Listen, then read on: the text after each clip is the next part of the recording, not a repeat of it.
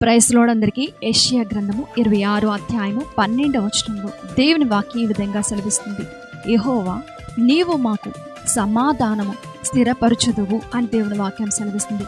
దేవాతి దేవుడే మన జీవితంలో మన కుటుంబంలో సమాధానం ఇవ్వకపోతే, నెమ్మదినివ్వకపోతే మనం ఈ క్షణం వరకు బ్రతికుండే వారం కాదు. ఆయన నెమ్మదినిచ్చాడు, సమాధానం ఇచ్చాడు. ఆయనే సమాధానాన్ని స్థిరపరిచే దేవుడు. మన యొక్క జీవితంలో కష్టాలు వచ్చినప్పుడు, శ్రమలు వచ్చినప్పుడు, ఇబ్బందులు వచ్చినప్పుడు, ఇరుకులు వచ్చినప్పుడు చాలాసార్లు నెమ్మదిని కోల్పోతూ ఉంటాం, సమాధానాన్ని కోల్పోతూ ఉంటాం. అయితే దేవాతి దేవుడు చెప్తూ ఉన్నాడు, సమాధానాన్ని స్థిరపరుస్తానని.